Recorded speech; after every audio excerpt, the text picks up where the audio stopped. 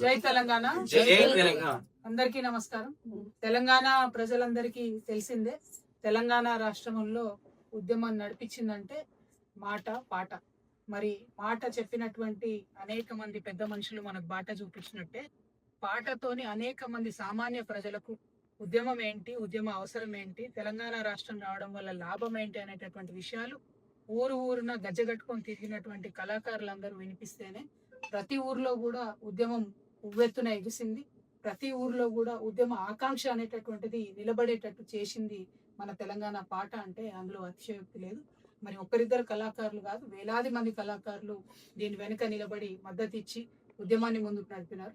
అందులో గత బీఆర్ఎస్ ప్రభుత్వంలో దాదాపు 550 మందికి కళాకారులకు ఉద్యోగం ఇచ్చినటువంటి అంశం మనందరికీ తెలిసిందే.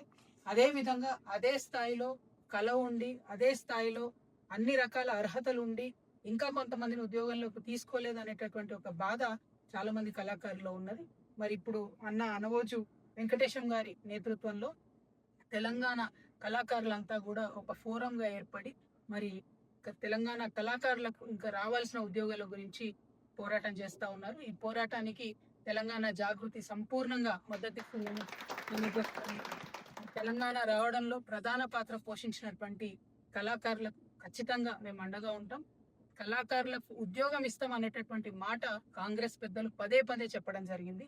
చెప్పి 2 సంవత్సరాలుగా అపాయింట్మెంట్ ఇవ్వకుండా ఇబ్బంది పెట్టడం, కళాకారులు అనేటటువంటి కనీస గౌరవం లేకుండా మరి ఎప్పటికప్పుడు ఊకదంపుడు ఉపన్యాసాలు తప్పితే ఉద్యోగాలు ఇవ్వనటువంటి సందర్భాన్ని గమనిస్తున్నాం. కాబట్టి ఇందిరా పార్క్ దగ్గర పెద్ద ఎత్తున మన కళాకారులందరూ కూడా ధర్నా చేయబోతా ఉన్నారు. ఆ ధర్నాలో కూడా జాగృతి పాల్గొంటుంది.